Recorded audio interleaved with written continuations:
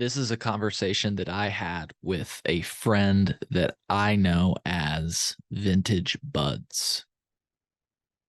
I've spoken to Vintage Buds on the podcast, on the Chillinois podcast in the past.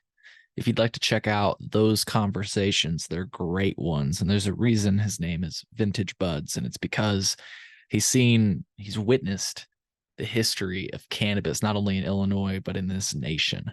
And so if you'd like to hear some crazy tales, I encourage you to check out episode number 79 and episode number 85 of the Chillinois podcast. Folks, in this episode, we're going to be talking about our thoughts on cannabis and nuclear energy. Enjoy this episode, which the first half is audio for our listeners.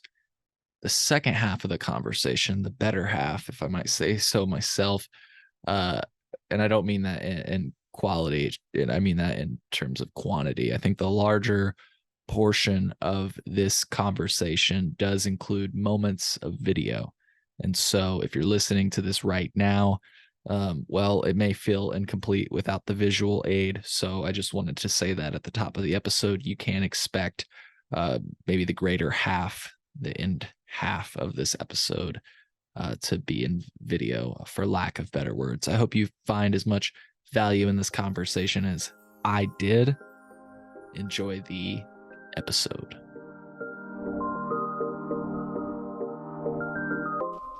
Okay, we are hot. We are radioactive. Man. We're recording. Buds. Hey. Welcome back to the show. How's it going, dude? Well, not too bad. It's been a while, but I've been listening and enjoying the show, and here we are again. Yeah. Well, thank you for saying that, first of all, and thank you for setting aside time in your day. I know you have many different ways you could spend your time, many different ways, and we'll talk about those things possibly today. Radios, nuclear stuff, all of that those different types of things. But for folks that may not remember you from our early episodes, first of all, I'm just going to say go back and check them out. If you're looking through the Chillinois podcast library, look at the episodes featuring Vintage Buds. If you're looking for some not only great stories, but just a taste of cannabis history.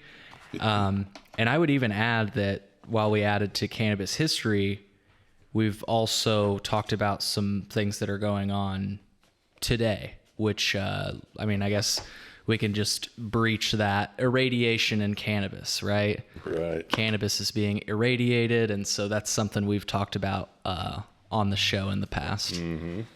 So anyways, though, I just wanted to give background for folks. Why don't you go ahead and, whoops. Oh, man, that's making a lot of noise. It's okay. It's okay. That's some color in the noise. Yeah. We've got a lot of documents here, folks. So if you're listening to the show, there will be parts of this episode that may have like short video clips to show something or short images, again, to maybe show something that we're looking at. But for the most part, today's podcast will be audio only. So, Buds, I've been talking for, it looks like about 2 minutes now. Reintroduce yourself to our audience. How would you introduce yourself to the Chillinois podcast? Well, I've been doing cannabis stuff for a long time. I went to my first normal rally in 1975 in Omaha, Nebraska. And I was introduced closer to you. Yeah, I was introduced to cannabis in Germany because my father was in the military, and let's put it this way, that's what they have over there, all they had at the time. Basically, you really couldn't find any cannabis flower per se, but they had all kinds of good hash. Nice. I finished high school and got a job for a year or so before I came back here to go to school. So basically, that's where I kind of got introduced to cannabis, a little different than most people in the U.S., but not that different from a lot of people overseas. Certainly this was a time when it was awful hard to find good cannabis. So I was always interested in growing, which I first grew in 1975, actually, in Champaign County, a very unsuccessful grow out in the weeds somewhere. It'll remain nameless because there's no point in naming something that didn't turn out with anything. But it took a while for me to really get going. It was a paraquat scare there in the late 70s that got me growing indoors. Yeah. And I went on from there and grew some commercially. Grew a lot, turned into more medical than anything. And in fact, my own conditions used to treat that quite a bit. And but it's one of these things where I've had a lot of experience with it, and beyond just the usual experiences of being a customer and a small-time hustler, sort of very medium-sized grower, is the fact that I've also done a lot of activism. Like I said, I went to a rally very early on. I've always been very political about cannabis to the extent that I can. I was very involved in the Hash Wednesday crowd in the early 80s here on campus at the U of I. I was just an outside agitator then. And people should Google that. Yeah, they should. There was some pretty wild scenes there for a while.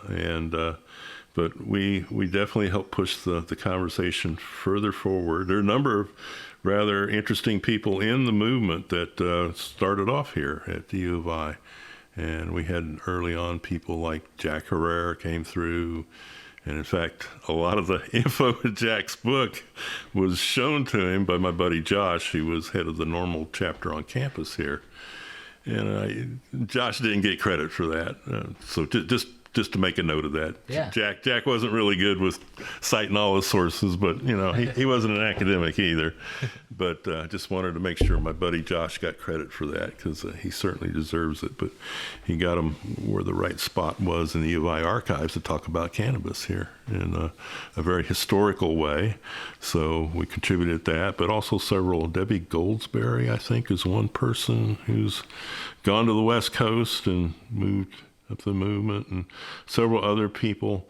There's a couple of people I'm thinking of that I can't remember the names right now, but they'll come to me anyway, maybe, and I'll bring them up later. But these are people that were national level. In fact, somebody was just remarking the other day, they were talking about Dennis Perrone. Well, Dennis Perrone came through here in about 88, 89, really, something like that. Yeah.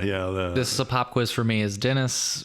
I'll try to. Is he like involved very early on, kind of with the AIDS movement? And is that right? Yeah, he was the guy that basically kind of came up with the idea of, well, it's medical. We should be making it available to people, and just as a concept of normalizing cannabis, I think that was a very important breakthrough, and.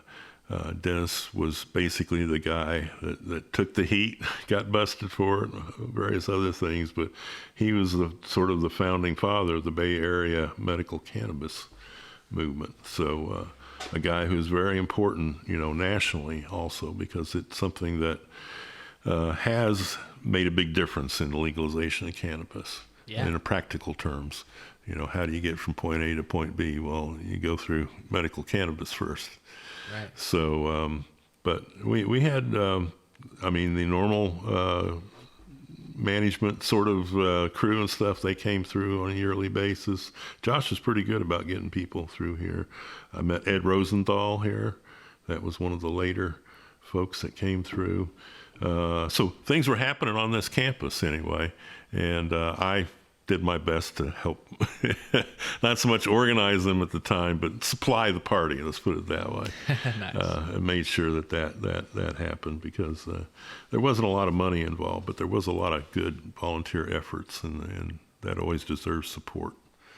So, but yeah, I kind of got myself in a little trouble due to no particular failing of my own. It's just that sometimes things happen, and that's what happened to me, and shut down my garden for a number of years, which was troublesome because I've got one syndrome, but several other syndromes also that are very much aided by cannabis. Yeah. And And so, we don't have to get too specific, but just yes. general timeline. When did this occur? Yeah, Not close to legalization, right? No, it wasn't, unfortunately. Unfortunately, right. Dan Lynn was executive director of State Normal at that time, I believe, and he was very helpful in suggesting a couple of things that got me to a doctor who made a recommendation that helped at the sentencing, and eventually I got a guy to give me dronabinol, which is basically your generic version of THC.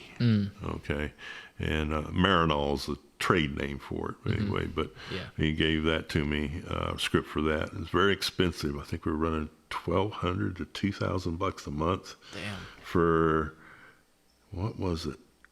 2 10-milligram capsules a day, I think, was all it amounted to.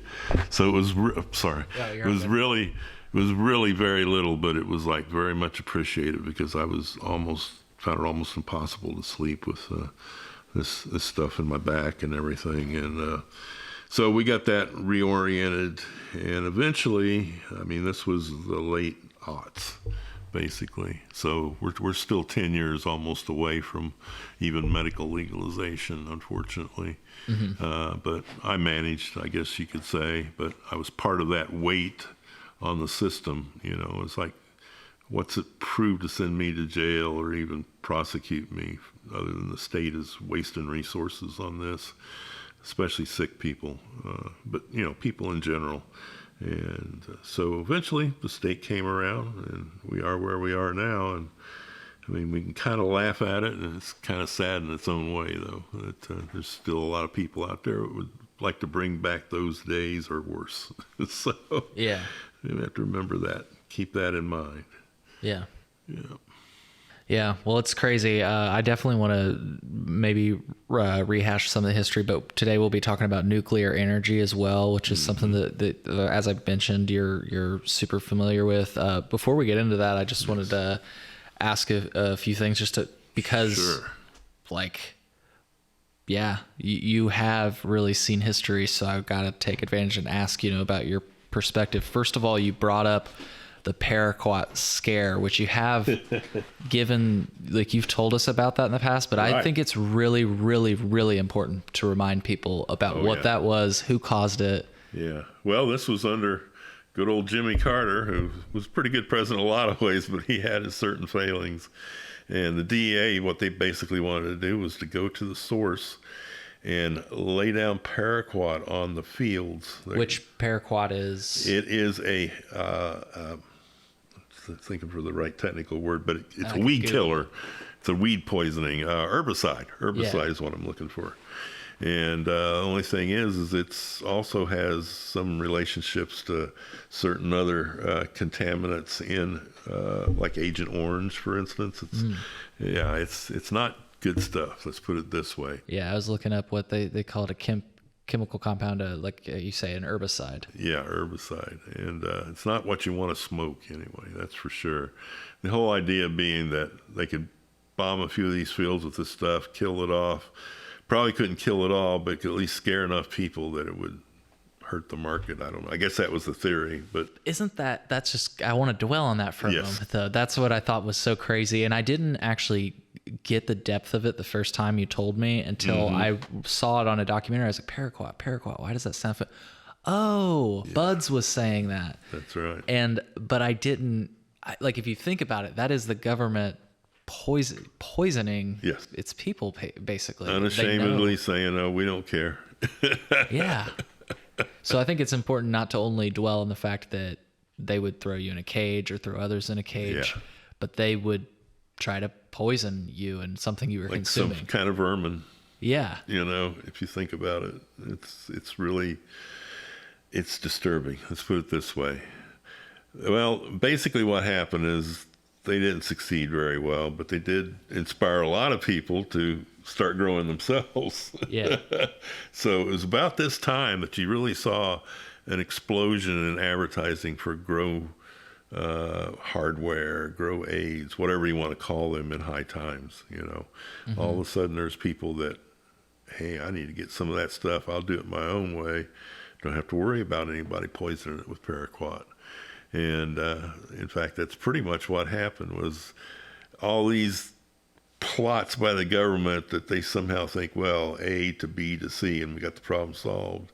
Usually doesn't work that way, because they try to pretend that the market demand isn't there, that people are going to go away. And no, it just inspires people to be more efficient, be more effective, that sort of thing, you know.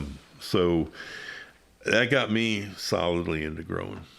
And I pretty much grew from there till went to live with a companion, and she had some concerns about such things, and I was agreeable with going along. And I had kind of a stash build up for a while there anyway. And but there for about 6-7 years, it was pretty steady growing, and then that came along. And So during that time, it was encouraged to get high on your own supply, because I'm just trying to make a joke. Yeah. Because you knew what it was, right? That's right. You knew what it was. And that's what's got a lot of people thinking about growing one way or the other, whether it was just for themselves and their own health, or whether it was, hey, I can make some money at this. And that's something to dwell on too. Isn't it crazy how time and time again, the government's efforts hasn't caused people to disengage, actually to engage further, deeper.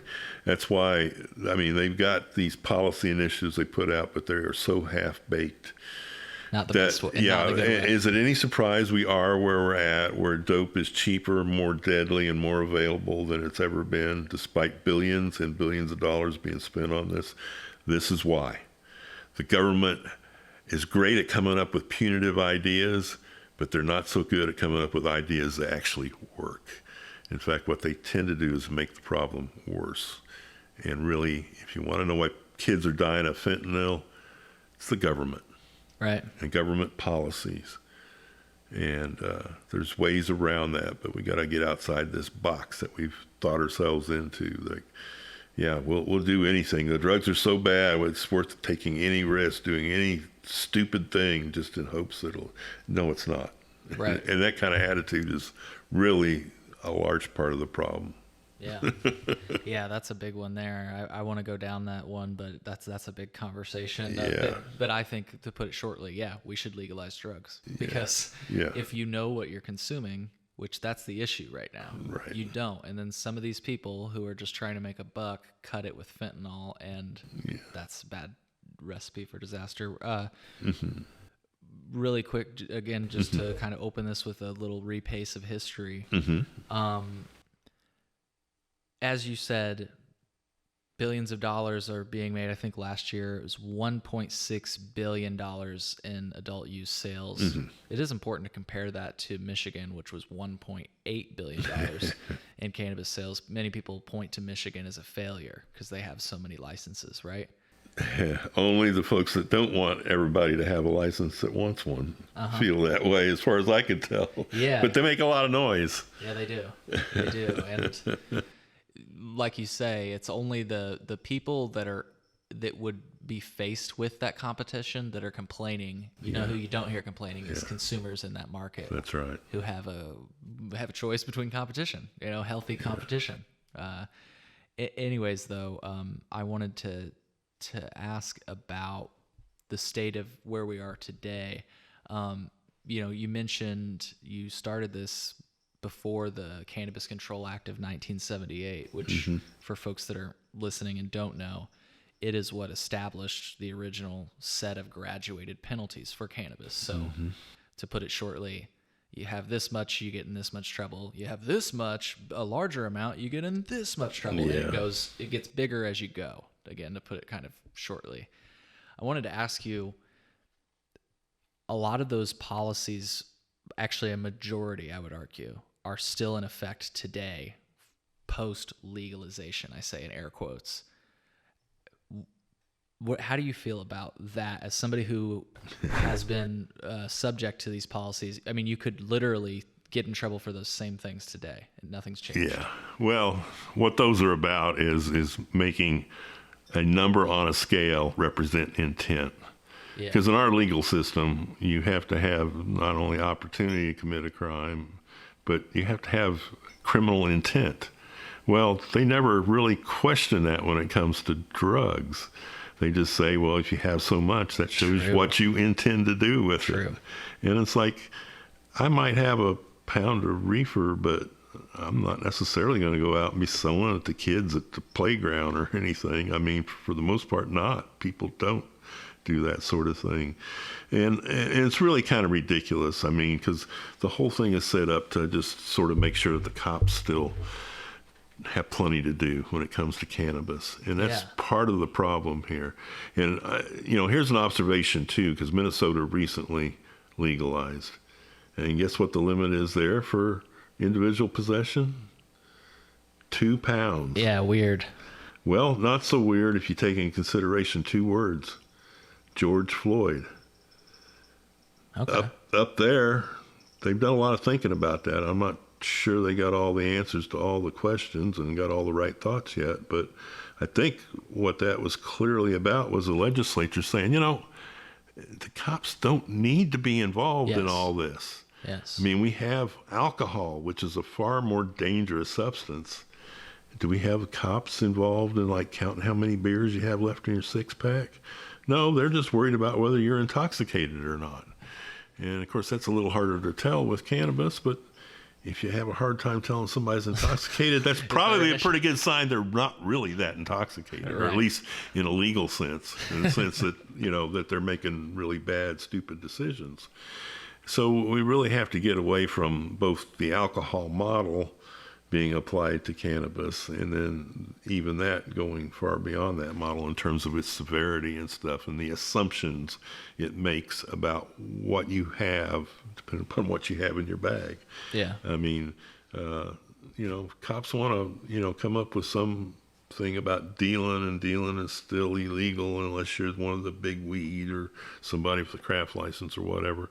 Well, that's fine, but it's one of these things where people, the cops are not serving any good purpose by being that involved in cannabis. That's why we have taxes being paid on it. It's to sort of push that, and we have more taxes than anybody being paid on it. So if that ain't working, having the cops involved is probably just a dumb idea. We really need to get away from writing laws that satisfy the police. And even worse, satisfy the police and satisfy certain elements of the corporate community who have been very, very blessed by the way legislation has been written. This calls into question, of course, in Illinois, given our long history of corruption and bad government and just dumb policy making, why we end up here again. And it's time to start getting out from under this, because it serves no good except for the profit margins of certain businesses and the campaign accounts of certain politicians. And those do not represent good public policy. Very well said. And I want to clarify, I said weird on the 2 pounds. I agree with the 2 pounds because that's like 907 grams. Yeah. Hey, that's good stuff. But I just thought it was like an arbitrary but agreeable number to set. Yes. My thing is, it's funny. I quote you all the time. Here's what I say, and I want you to I want you to clarify or add to this. I say cannabis is not legal. You probably know what I'm about to say because you've said it. Until you can grow, possess, use as much as you want, need, or please. Maybe I used a few. Pretty close. Yeah. Yeah. That's certainly the way the case is. I mean, somehow we have to supervise every little bit of cannabis. Well, this is also why we have such a complicated and costly tracking system. Does this serve much good any longer? Now, it may have served some good early on when it was only the medical program. Yeah, and you're like trying to prove that you can handle it. Yeah. Right? Yeah. I mean, now it proves nothing except that we can waste a lot of money on stuff that has very marginal public benefit. And I've been asking that question lately, like, if on one hand it seems like we're saying cannabis is safe, it's safer than alcohol, cigarettes, and all this stuff, and it should be legal and people should not go to jail. But on the other hand, we're like, but we need to track it. We need to make sure that it like blah, blah, blah, And like you say, it's certainly agreeable. Like maybe if you want to sell it on a wide scale, okay, licensing. But the answer, just to wrap this kind of topic up, I think is never to criminalize. It would maybe perhaps be a citation. And I guess to put a balloon on that, I like to use a recent example. Did you see the thing about the transporter license or the transporter lawsuit lately? Yeah, I got real mixed feelings on that. I certainly have a lot of sympathy for folks that went out, followed the rules, right, invested in equipment that, was going to be required, and then they got nothing from the state. I think it's a good example to put a bow on this topic. If they get what they want, which is citations to be issued because illegal transportation happened, that's all that would happen. Citations would be issued. If you did that, if we loaded up your vehicle, be in a heap of trouble. And I mean, if we were able to figure out how to do that, bring it to a cannabis dispensary, it's not that we are unlicensed. They were like in a weird state where I guess maybe they were provisionally licensed. Yeah. Anyways, the point is I'm trying to point out the contrast. One group of people would get a citation for, the licensees, versus another group, the citizens, would be thrown in a cage. That's right. It's pretty crazy, the contrast. Well, if you think about it, where have we seen this before in American history, where the government has enforced property rights that run directly against human rights? That's slavery. Yeah. And there's a lot of aspects of this, because there's a lot of people that talk about social equity a lot, and it's got various aspects to it. But when we maintain policies like this, we are basically paralleling the public policy schemes that were used. Yes, you got an escaped slave, we'll help capture and return them to their masters, blah, blah, blah.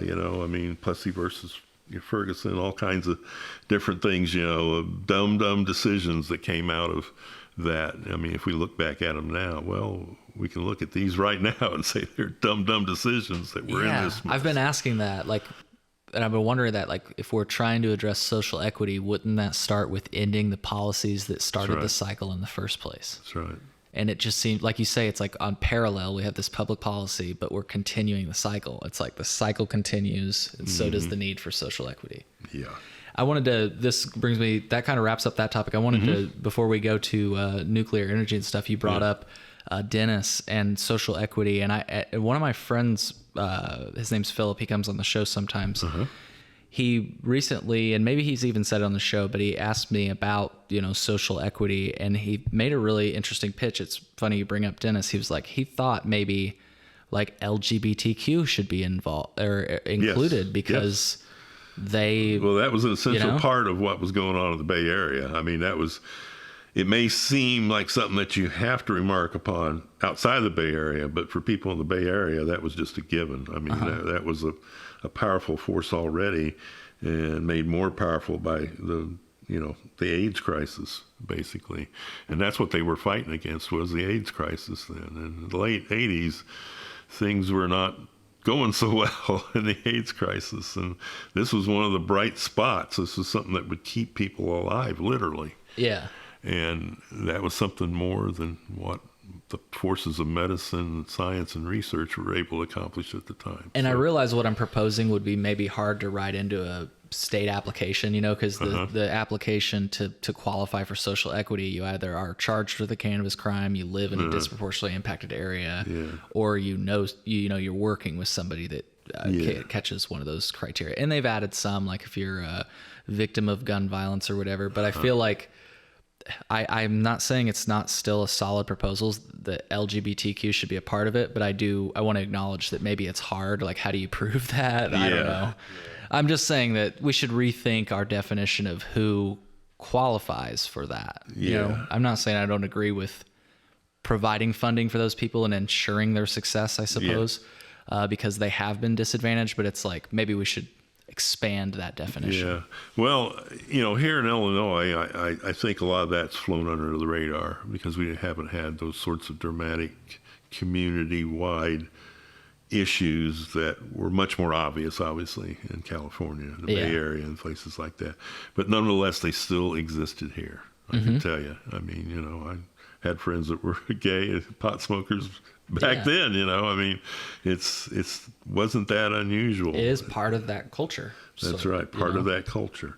And I think I love it. Yeah, people, they should be acknowledged when it comes to programs that aid people, to a certain degree. There should be something for everybody there, really, in a certain sense, except for people who obviously don't need it, which is most of the people that hold the licenses right now. Yeah. So. And so before we get to nuclear energy, I've got one more that you don't have to comment on, but I think you're going to want to, because this is kind of cool to hear. I heard from somebody who worked with Dan Lin as early as 2002, 2003, that he's called what is happening today. He said these people, okay, so legalization is going to become a push in Illinois.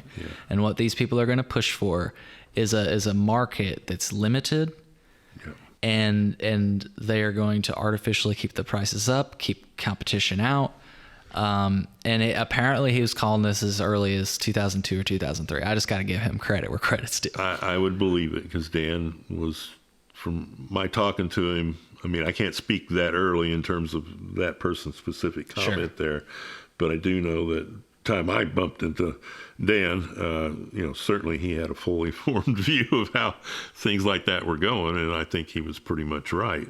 And I mean, the irony there is people like him did the heavy lifting, and then people danced in with their lawyers and took advantage of it, because that smoky back room effect that we have here.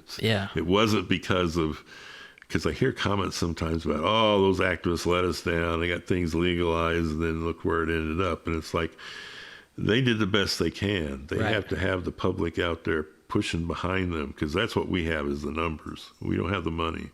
We got the numbers, but the other side definitely has the money. Thank you. And you know what? That might be a good thing to end on with regard to these topics, because I've been asking, I've had a lot of the advocates involved with the recent push. Yes. And I'm not saying they're not pushing for things we agree on, but what I have been asking them is go to the dispensary and ask if any people that are shopping there are aware of what you're pushing for. That's a challenge. Yeah. I bet you most people on the subreddit don't know that they're pushing for craft canopy expansion, that they need co-location. And how do you make it resonate with somebody like that?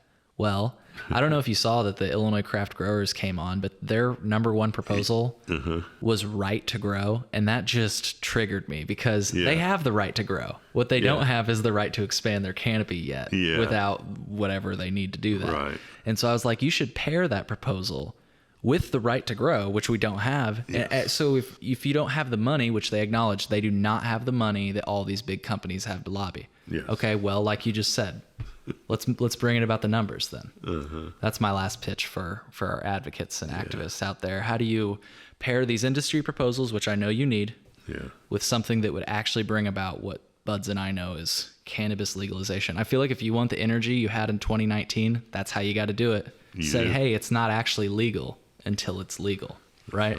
Type of thing. That's absolutely right. For most people in Illinois now, the only thing that's been legalized is your right to be a customer in a very narrow way.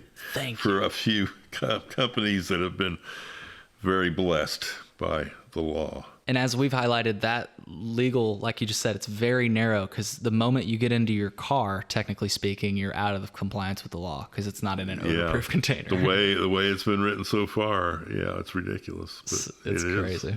But anyways, we've talked about nuclear energy and irradiation in the past, specifically. Radiation. I meant to say we've specifically spoken about irradiation, which is a form of remediation for cannabis. We could talk about that today, but I kind of want to just talk about nuclear energy itself. And if I could, to start, sure. I recently saw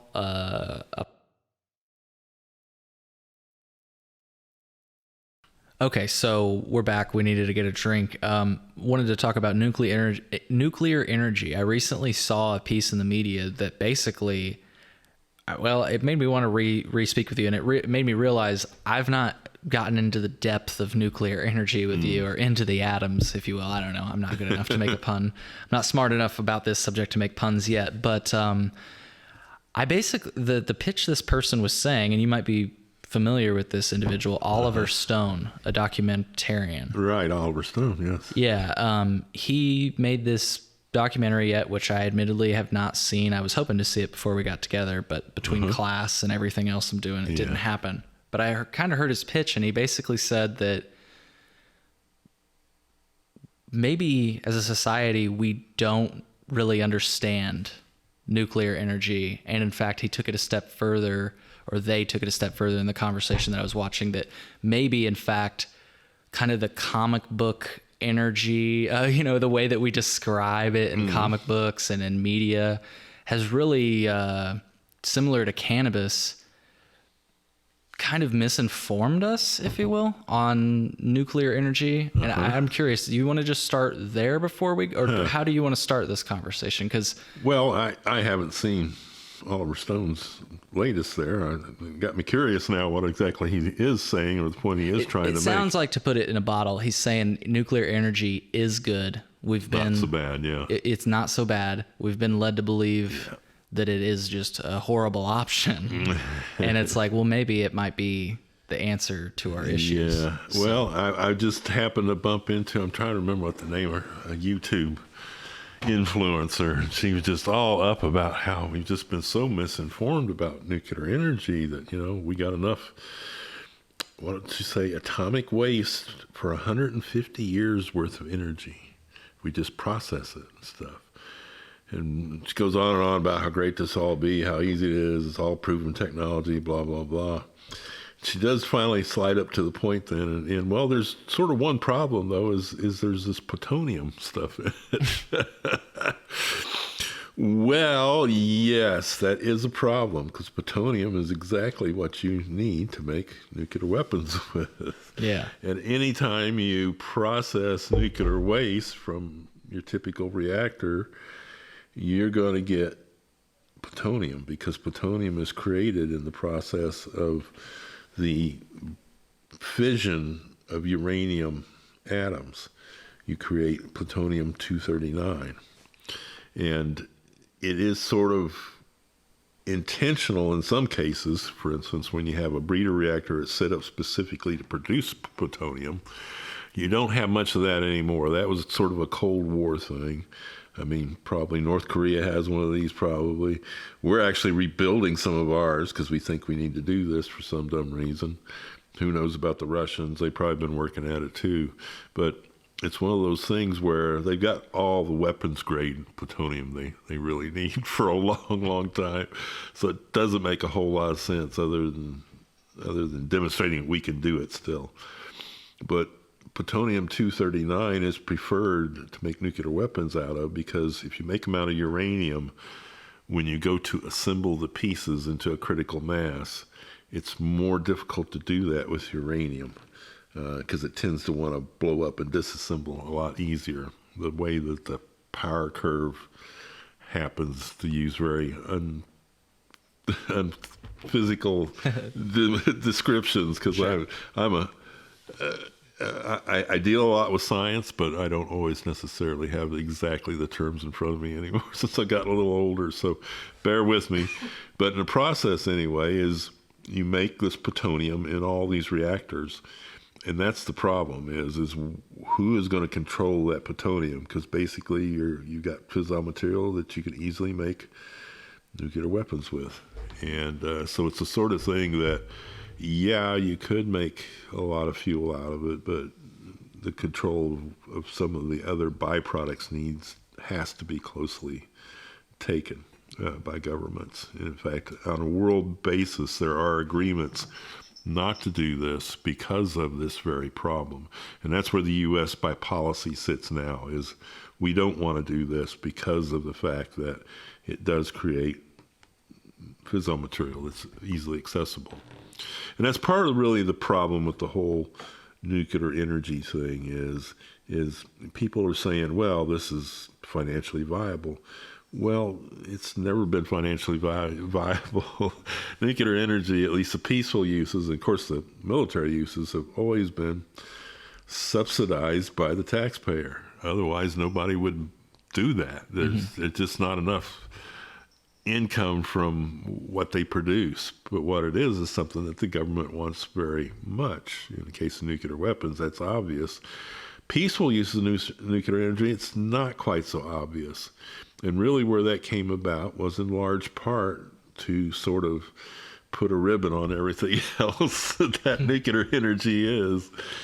And, it's one of those things where, yeah, you could say that this is good stuff that it's doing, but in the end, you end up investing a lot of government resources in that. I don't think anybody has ever been able to make the argument like this is a money-making proposal from beginning to end. It's always dependent on government subsidies, and that's the very first thing that needs to be asked is how much are the taxpayers going to be paying for this privilege of being able to irradiate your reefer to remediate it, for instance, okay?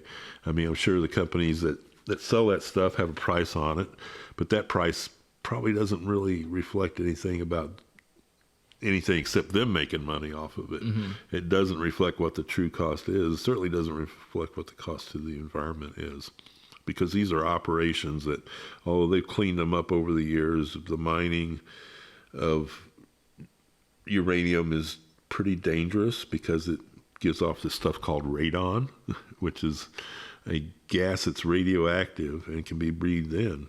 And for instance, a lot of the stuff that was mined in this country was down in New Mexico and Arizona, and it was Native American miners who were the ones that suffered the most from this. You go into the mines, and 10 years or so, people are dropping like flies because they've been breathing in this radon. And yeah, I was going to say, why does radon sound familiar to me? I'm not. It's because even in places where there's not uranium mining activity on, the soil, the underlying layers can give off enough radon that it's dangerous. So you have radon remediation in buildings here in Illinois, for instance. Yeah.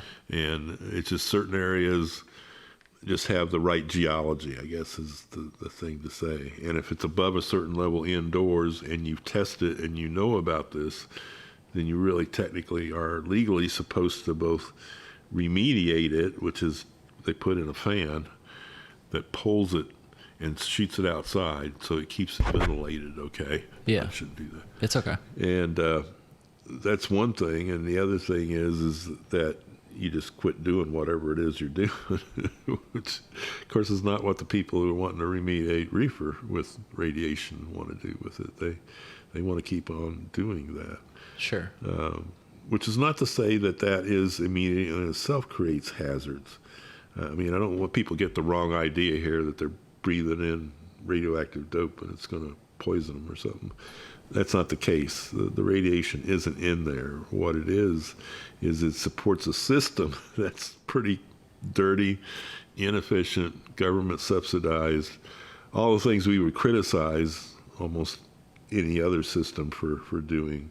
And yet people are suggesting we overlook that big problem. Yeah. And I feel bad about bringing up. So when for more context, when I saw this and I saw his perspective, I was like, this is all great, and I haven't finished that conversation yet, but I was like, I want to hear this from somebody I know that knows this stuff. So that is kind of what I came here today. I apologize for kind of starting it with that person's opinion on it, but just to bring up other elements of their opinion, and then Stone is somebody who I got a lot of respect for a lot of reasons. I mean, over the years, he's done some great work.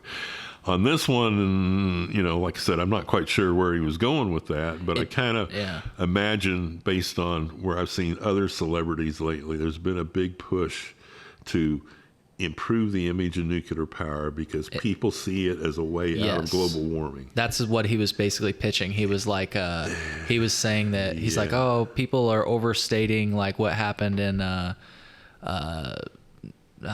damn it, they made a HBO documentary about it. Or the Fukushima plant? Well, he did say Fukushima, yeah.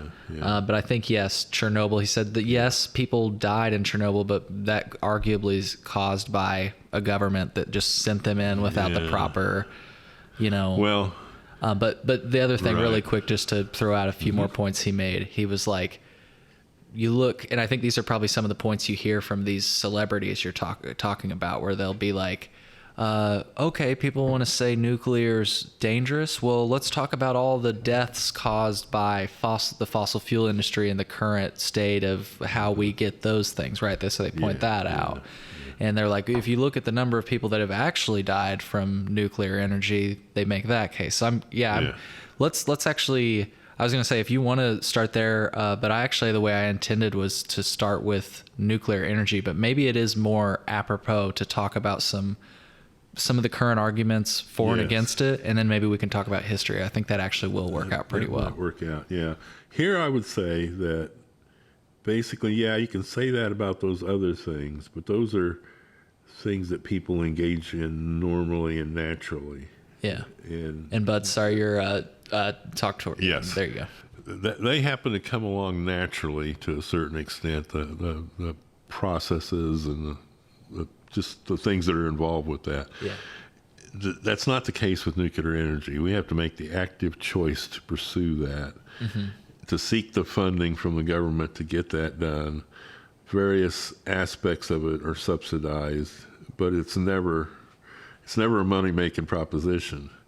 And I guess here too, it's worthwhile considering what else is going on with reactors. Any reactor that's operating puts off something called iodine-131.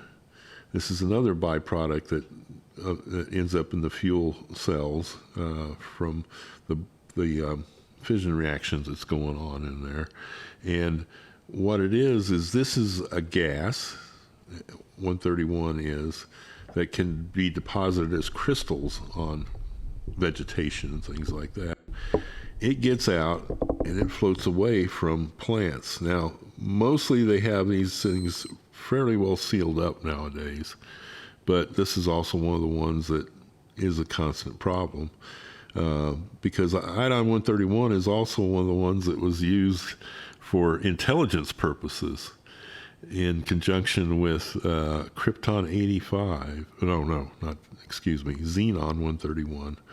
Think of another process there. Xenon-131. And this, between the two of them, there's a 20-day half-life.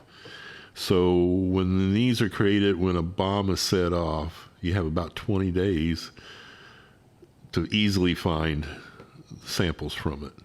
And all those samples will lead back to that certain date, which is how you tell the difference between the stuff floating around from a nuclear explosion versus meltdown like at Chernobyl. Because at Chernobyl and other reactors, you have these fuel rods in there and they've been running for a while. So you have fuel that has all kinds of different start dates based on where it is in the reaction. It's a real mix of things. But when you have the instantaneous creation with the nuclear explosion, that sets everything going at that date. And all your samples kind of lead back to that spot. If that's very crude in terms of how you would teach high school chemistry, but that's basically how they tell the difference between the explosion from a reactor like Chernobyl and a nuclear test of some kind, or worse, a nuclear war. So that's something that is very important, which means during the Cold War, the two things that were most secret were what? Things that have to do with intelligence and things that had to do with nuclear weapons. You put the two of them together, in other words, intelligence about nuclear weapons, it's super duper secret. And iodine-131 was a big part of that secret. That's what they were going around collecting, okay? So this made the military real nervous just talking about this when it started coming up in the 50s, because people were concerned about civilian exposures. And it was one of the ones that people latched onto because supposedly it has such a short half-life, about 9 days, if I recall correctly, that, well, it goes up in the atmosphere, stays up there for a while, and just cools off. It's okay. Well, not true. If you put enough of it up there, it's going to come down. You know, you can take, it's diminishing all along, but if there's enough of it up there, you can still cause a lot of problems when it does come down. And this became a problem with a lot of the bigger test series in the late 50s and early 60s, which basically ended up proving that you really can't have a very big nuclear war or everybody on the planet gets poisoned. That's the real secret to nuclear weapons, is that we have thousands of them, but in practical terms, we don't want to use more than a relative handful of them. Otherwise, nobody wins the war, and it's clearly the case. But so that's what really is one of the secrets behind the sensitivity about reactors being unsafe. Now they argue, well, the reactors are sealed up enough that's processed, it doesn't get loose. Well, yeah, unless you have a reactor accident, of course, like Chernobyl and Fukushima, and then you got that stuff going everywhere. But look at the reaction from just one reactor melting down. And what about if you think about it, thousands of reactors all melting down at once one day? That tells you what a nuclear war would be like. And so people will say there's not much concern about that. Yeah, as long as everything's going okay, there isn't. That does seem to be the if I could put it on a line, it seems like, yeah, it's great, but if things go wrong, they go really wrong. Really, and there's really wrong. That's right. The time. I mean, it's your grandchildren's grandchildren aren't going to live to see the end of this mistake. Plutonium half-life of plutonium. Well, iodine-131, like I said, is like 9 days or something. Plutonium-239, the main fissile material, its half-life it's either 24,000 or 26,000 some years. So you're talking about a really long time. And in fact, if you're talking about the plutonium from all the testing that was done in the 50s and 60s, early 60s, before we mostly quit doing that, it's pretty much fresh plutonium. Yeah. It's in little tiny pieces. It's out there scattered all over the place. But it nonetheless remains just as big a threat. If you get a little bit of that and inhale it, you're in trouble. Now, it puts out alpha particles, which are really weak at getting through stuff. But the problem is if you inhale it, and then you got it right there in your lungs, and then that exposes them. So, yeah, you can say it's relatively safer, and there's ways of measuring that even. But safe, per se, I have to question that. Safe on a relative scale. Very relative scale, that's right. Interesting. Yeah, well, what are some other things I guess you've heard that because I just heard this perspective. I didn't even finish the episode. So are you aware of any other things that they may try and say? And do you have counter arguments to that? Or do you even have proponents of there's just a lot of pressure now to come up with solutions for global warming. And a lot of the pressure comes from folks that want to basically preserve certain aspects of the present system, which are profitable for them. One of those aspects is centralized power plants that then feed into large distribution centers. Now you compare that to, say, solar, for instance, where you have the solar is mounted pretty much on the whatever it is going to be using the power, or very close to that, relatively speaking. And those things all have to be addressed eventually, but it's one of those things where it's very much an interim solution, even assuming that it works, having nuclear power plants, because it kind of plugs in one form of centralized thing for another one that's in itself very problematic. Yeah. And some of the stuff that's used, in these sources, one of them is cesium-137. Another one's cobalt-60, I believe it is. And both of them are relatively nasty substances. Sure, they're all nicely sealed up, and somebody comes around and checks it from the company that installs these things and makes sure that it's all safe and stuff. But do they have like a little meter to make sure that they're not picking anything up? I'm sure they do. Something like that. What it is the source itself will be in some shielding, and the thing is it will lift up or move the shielding out of the way briefly. That will give you the exposure that you need to do what you need, and then it's closed back up. So the whole thing is on making sure that mechanism doesn't allow any unanticipated exposures, basically. It's a little bit like an X-ray machine, but in reverse. Yeah. In the sense of how the protection is meant to work. But these are really nasty substances. So if you usually they're sealed up enough that that's not so much the issue. It's just you're supporting an industry that's very, very dirty. And do we really want to keep doing that when there's other means to achieve, like just growing under cleaner conditions, for instance? Yeah, and which is a big part of the whole remediation thing is it's a crutch. right. And I'm going to put a timestamp for this so that I remember that I show you this image. But I saw this image the other day and I thought it was striking.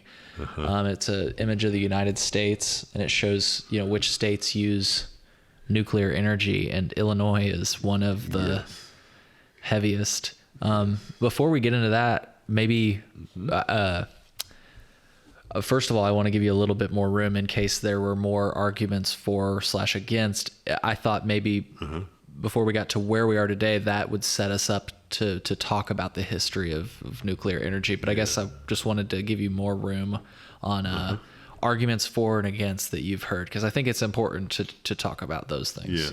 Well, certainly remediation with radiation is probably one of the better ways to approach a difficult subject, but my argument would be we're all probably better off if we just try to grow cleaner stuff to begin with. And it's interesting. I'm like definitely interested in talking about it in the context of cannabis, but I'm just kind of talking like nuclear energy in general. Because its application in cannabis we've kind of talked about, and we've even pointed to the companies that make that stuff so that people, but I feel like one thing that what's lacking, at least from my, I don't mean to say that it's not out there. You can't figure this stuff out online, but this conversation that I had heard was one of the first where it's about nuclear energy. So yeah, that's the idea in starting this. Peaceful nuclear energy is that it was pretty much... Restart that sentence. I had it paused. Yeah. You said the whole thing about... The whole thing about nuclear energy, peaceful nuclear energy, is it was designed to sort of take people's minds off the whole problem with not so peaceful uses of nuclear energy. And a lot of this, of course, occurred during the period, post-war period, basically from 1945 to 1963. So it's less than 20 years.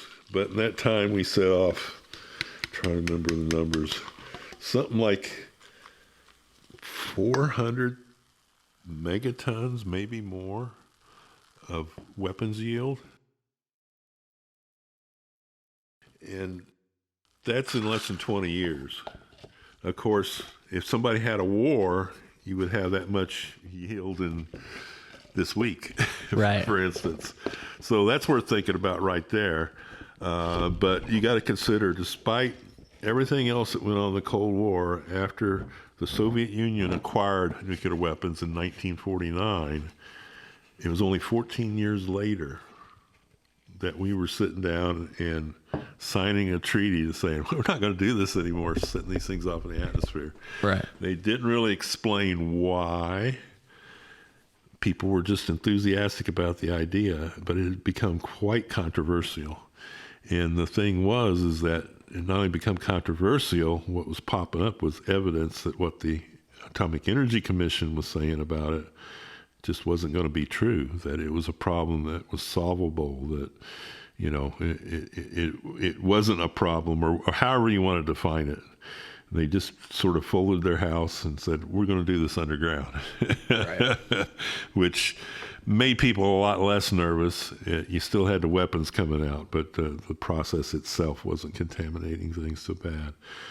But, that happened in a very short period of time where we were otherwise pretty much at each other's throats. It's kind of amazing, which tells you that at least the science behind that was pretty good. Everybody's pretty convinced this is something we shouldn't do any longer, no matter how bad, we hated each other. We didn't hate each other enough to commit global suicide together. I think that's the big lesson about nuclear weapons is so far we've refrained from global suicide. Yeah. And that's what you're going to have with any... And are you saying that, like, we can't have nuclear energy without just... because of the output being plutonium, that you just can't have nuclear energy without a concern for nuclear weapons. Is that kind of... That's a pretty good way of summing it up, because you will always be producing plutonium if you do the purification of fuel that comes out of a reactor, whether it's a breeder reactor intended to produce as much plutonium as fast as possible, or just a standard power reactor where it's more of a contaminant or whatever in the fuel. Because what happens is eventually the power output of the fuel starts going down as the plutonium builds up in it. It's a complex radiochemistry that it's been a few years, so I'm not going to dive into it, but it is very complex, and it's the sort of thing where you don't really have any choices. You got to take the plutonium with the power that's produced. It's like you have to take the iodine-131 with the energy that's released. It's out there, and there's no way to really get around it. Although for a while there in the 50s, they kept trying to tell Eisenhower, oh, well, we're going to fix this fallout problem. We just have to make a few tweaks to our design, and we'll eventually overcome that. You know, it's still there. There's nothing you can do about it except... Interesting. So it came to that. It was like, okay, we can do this. It all rests on the fallout, which, in other words, for folks that aren't putting two and two together, if something were to go wrong, how long it would take for it to be inhabitable, right? Is that kind of fallout? Is that... Fallout comes in different varieties. There's like phases. If you're close into a nuclear explosion, you got local fallout that is like the heaviest, thickest stuff, because it like falls out pretty quickly because there's not that much keeping it up in the air. So you have very intense local fallouts just downwind, particularly under rainouts. In other words, where rain goes through the cloud and that carries it to the earth and really makes it intense. But then you have longer range fallout also, because with the big weapons, they push the cloud, that mushroom plume, into the stratosphere. And once it's in the stratosphere, it's kind of trapped up there a little bit. I mean, it's not trapped per se. It's going to come down eventually. It just takes longer. But what it'll do is it'll drift around the world on a global basis and be more widespread. Wow. And there's varieties in between, and it kind of depends on where you're at and which way the wind blows. But if people in the U.S. want to think about it, the easiest way to think about this as a problem is like, where are all those missile silos at? I don't know. Where are they? They're in the Midwest. They're in like Wyoming and North Dakota, South Dakota, what have you. And they were even more extensively there before the end of the Cold War, but they're still there. And the only way to really kill a missile silo is pretty much a direct hit. Yeah, blow it up. Yeah, with contact with the earth. Anytime you do something like that, you create the maximum conditions for fallout. Because what you ideally want to do is have an air burst with nuclear weapons, where it bursts up above the earth far enough that the fireball does not directly contact the ground. That limits the creation of fallout and spreads the heat and other effects as widely as possible based on the size of the bomb.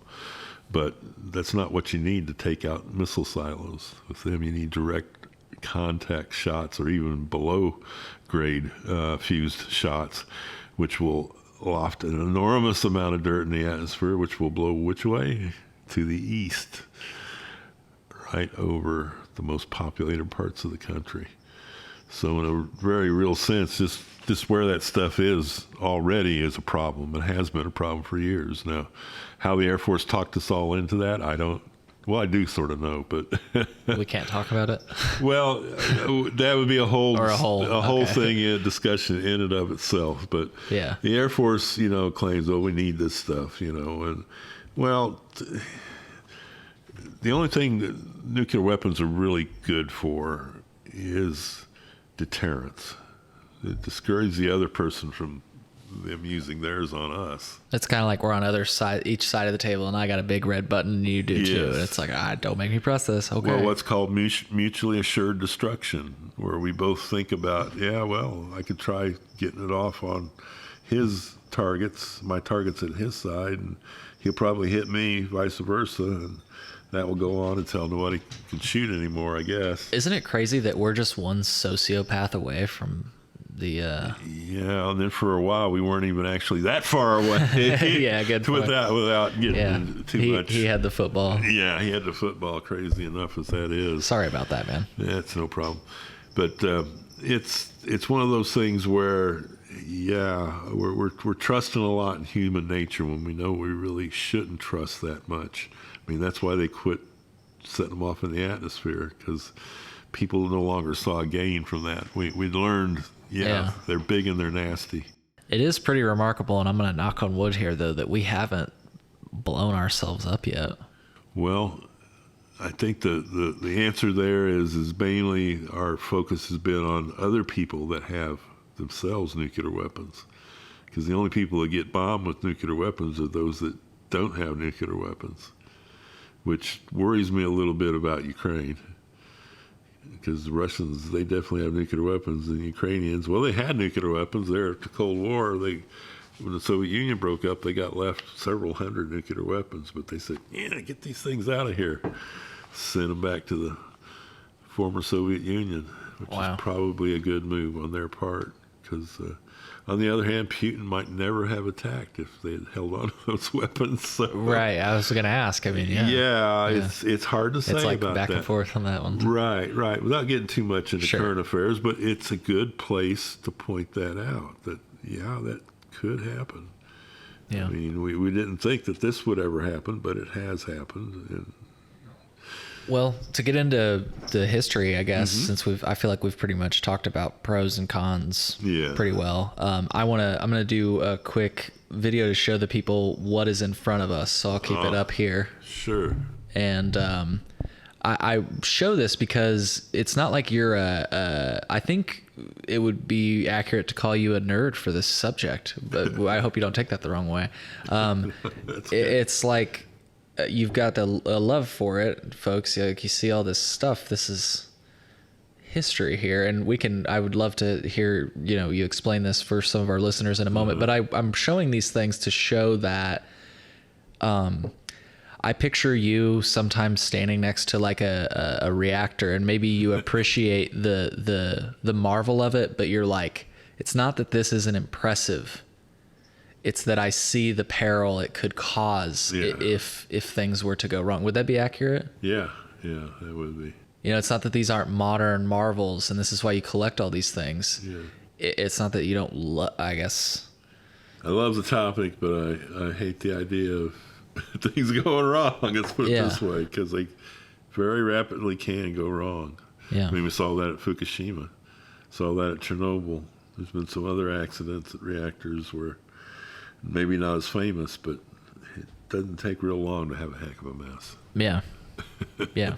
Well said.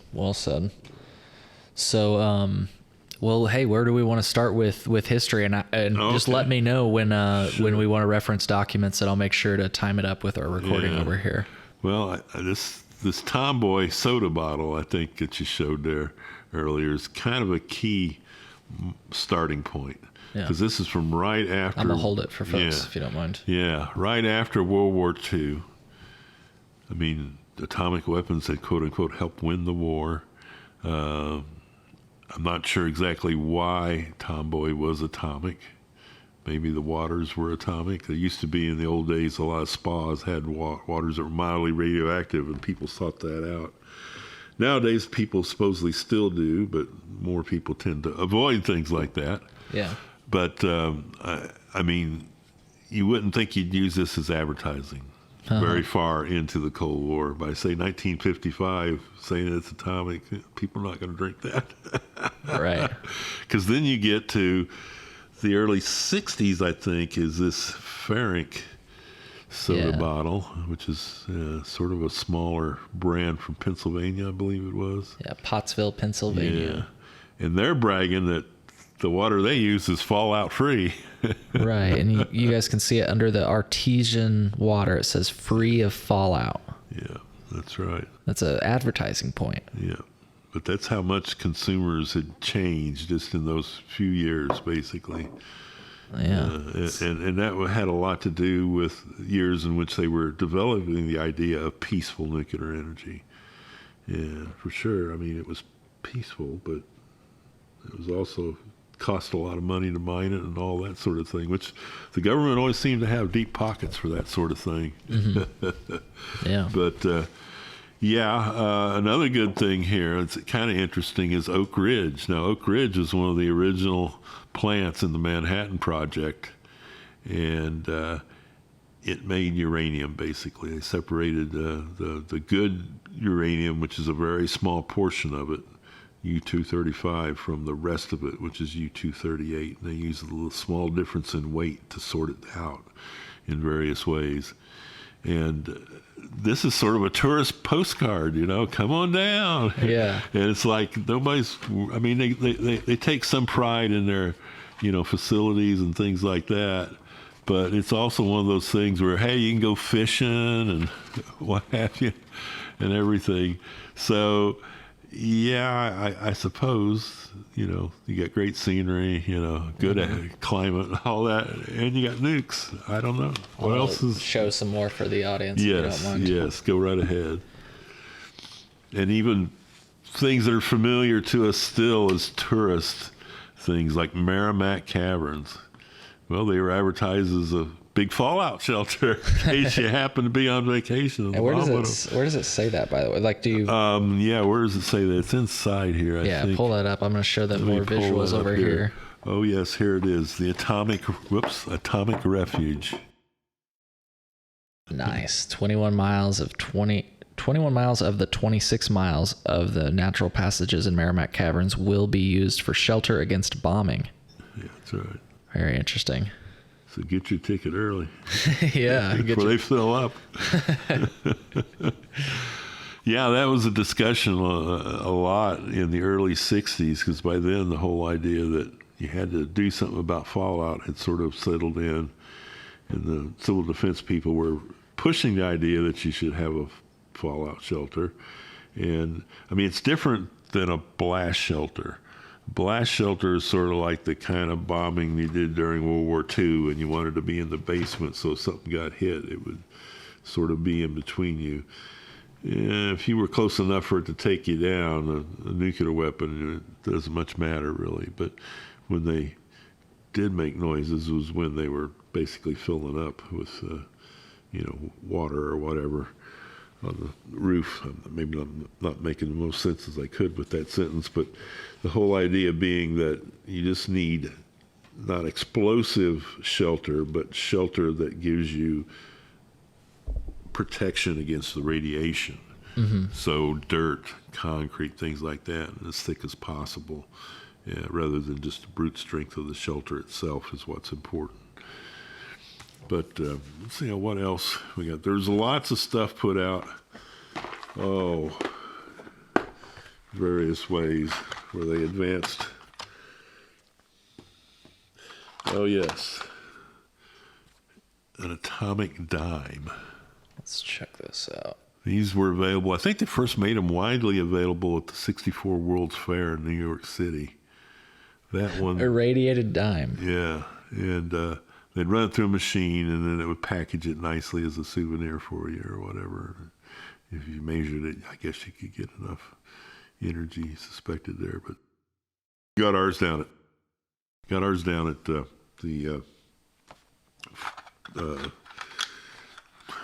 Oak Ridge. Oak Ridge, right there in front of me.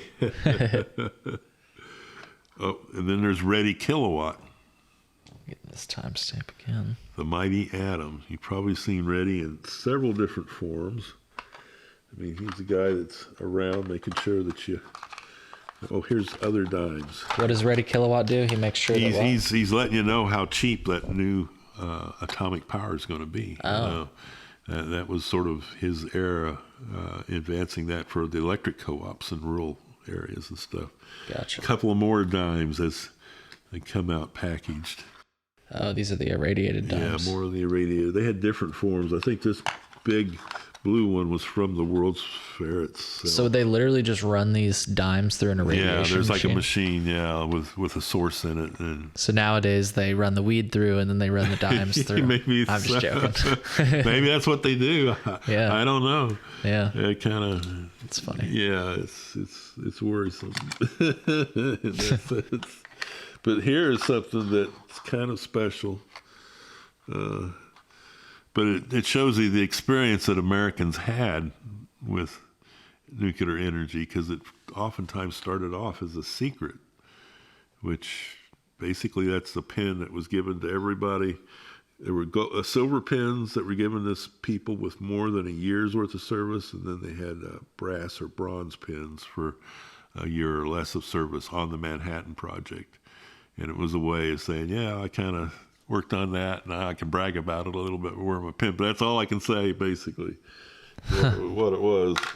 And here is this is some of the security that was involved. This is an S site. This is from Los Alamos. So some of these were like badges that people wore that, show that they were properly credentialed and all that stuff. Wow. Yeah. This is from Los Alamos? Yeah. Did you get this from a museum? eBay. Oh, okay. Cool. Very cool stuff you can get on eBay. And, oh yeah, and then if you are in Vegas and you're feeling lucky. What you got here? What is this, a Nevada test site? That's right. Interesting. It's a poker chip that you can buy as a souvenir, I guess. It's Very $5 cool. worth, so it's not your cheap stuff anymore. I just try to see anything. Anyway, that's mostly what. Oops, what's this here? 1945. What is this here? Oh, this is a milk bottle cap. And that was just a fun fact, apparently. 1945, the first atomic bomb used in World War dropped in Hiroshima by the United States. Of course, the irony of it being in milk is that's where the radiation shows up that got people really worried, because that was the problem with I-131 is that it goes to your thyroid, and in kids your thyroid is much more active, so you get a very much increased dose and exposure to the same amount of iodine, radioactive iodine, than you do with adults. Interesting. Much more dangerous for children, and that's the really big problem. Is the levels of iodine will be such that you're going to wish your kid was locked up in a box somewhere for a few weeks, if not months. But yeah, that's what's going on with that. Is that since it does affect kids more, something that's very worrisome in that sense. Yeah.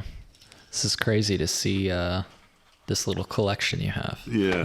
I mean, there's just these different aspects of it. Let's see what else.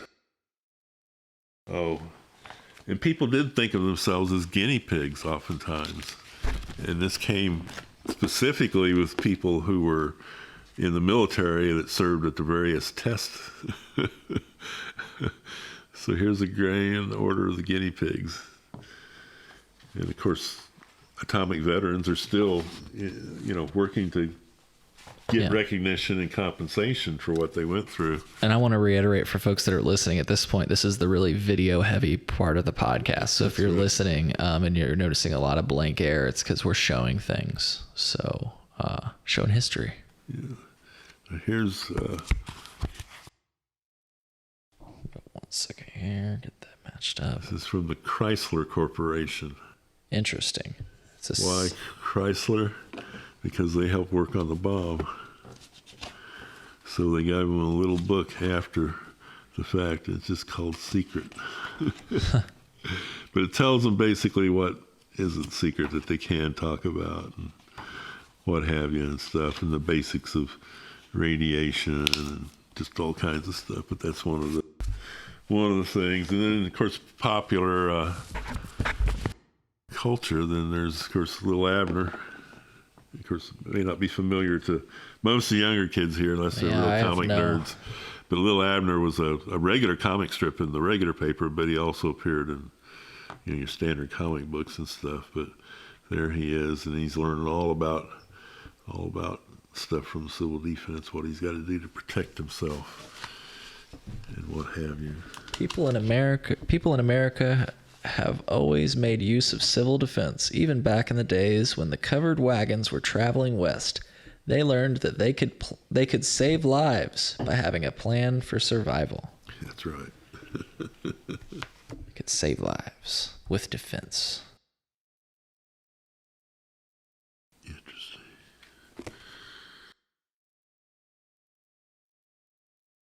inauguration of mail service between New York and the Congo. Why is that important? Especially in 1941. Congo was where a lot of the uranium came from that wasn't from Western U.S. in Canada. Interesting. Yes, so they were just getting the service in down there at the time. Now, this one here, yeah. Speaking of milk,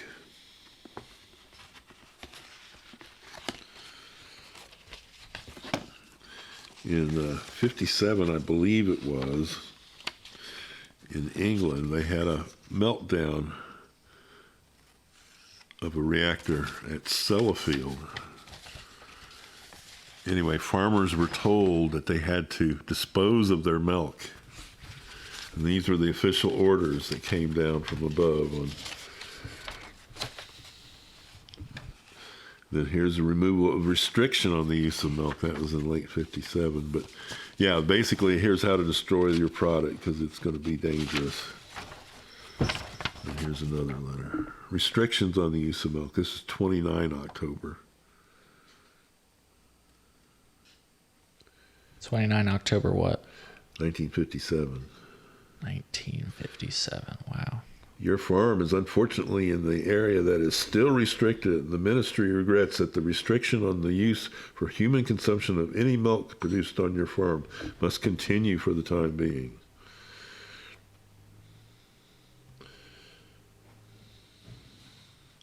But yeah, this was how they basically threatened people over the milk. They didn't want anybody getting out and drinking that anyway. Very interesting. Yes, very interesting. Another one of my eBay finds anyway. Yeah, I kept that all in one stack for you. Yeah. They, There's that as well. somebody saved it anyway. Yeah, it's amazing to see that. Yeah. Thought it would be. Oh yeah. That's hilarious. Yeah. My Siri, she has a tendency to do that sometimes. Yeah. Oh, so what else do we have here? Meters. Yeah. Meters are something that. Whoops. Oh. Meters are something, you got civilian meters, and you have like the CD ones, which are the familiar yellow ones. Oh, wow. Yeah. This one's got a strap on it to make it heavy carrying around, what have you. Anyway, these go up to about 5 Roentgens per hour. 5 Roentgens. Which you don't really want to be in that for too long. Is this the thing that goes Tick, tick, tick, tick, tick, tick. That thing? It might.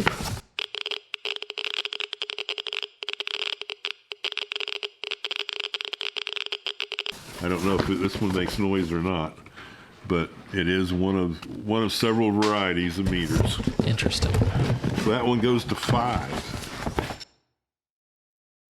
Then we have the military one, grade ones.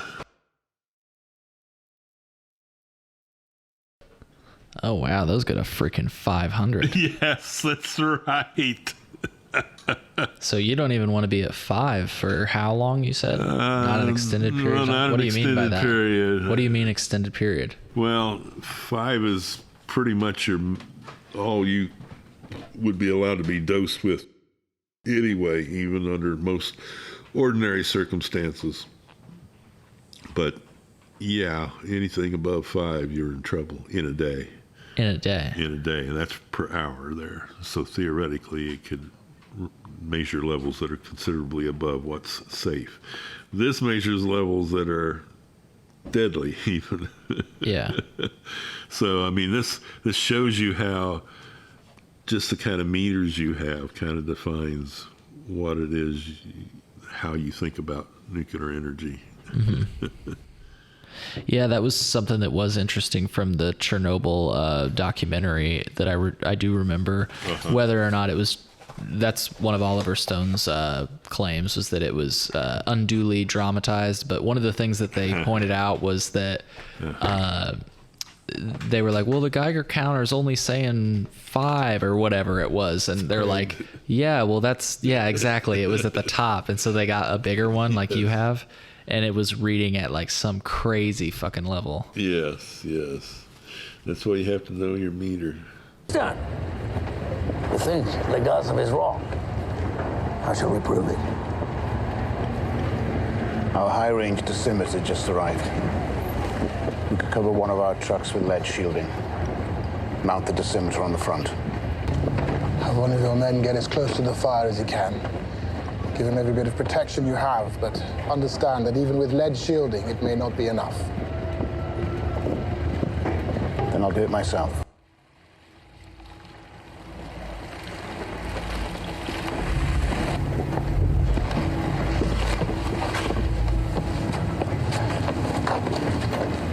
It's not through Röntgen. It's 15,000. Comrade Svinet. What does that number mean? It means the core is open. It means the fire we're watching with our own eyes is giving off nearly twice the radiation released by the bomb in Hiroshima. And that's every single hour after hour. 20 hours since the explosion, so 40 bombs worth by now. 48 more tomorrow, and it will not stop. Not in a week, not in a month. It will burn and spread its poison until the entire continent is dead. These are first day covers, Canada, emphasizing. What is this? A first day cover? A first day cover is first day issue. The first day that stamp was issued, and if they're done in conjunction with some special event, or in this case, peaceful atomic energy, that's what those are about there. Like I said, they're pretty proud of their nuclear energy up in Canada, because we got to remember back during World War II. The imagery looks so cool, so sciencey. Yeah, World War II, they were our partners along with the British. So they were right there with us when it came to actually producing this stuff. What was in here? Oh, this was what is this here? Oh, this is the atomic marble. Gamma source from cobalt-60. Am I going to get cancer from visiting you today, buds? I hope not. I'm just joking. I'm still alive. The glass marble was colored by exposure to gamma radiated from cobalt-60. Wow. Yeah, something to play with. Hartford Science Center? Apparently so, yeah. Is this another eBay? Yes. Nice. Yes. Very cool. We could take it out. I'm not sure what it amounts to. Maybe it'll float. What's this thing here? It says Pasco, Washington, 1974. Interesting. Nope, it's just sort of a purplish marble. Yeah, but now your hand's turning black. Yeah, well, I'm joking. That's right. Starting to glow a little bit. Yeah, starting to glow.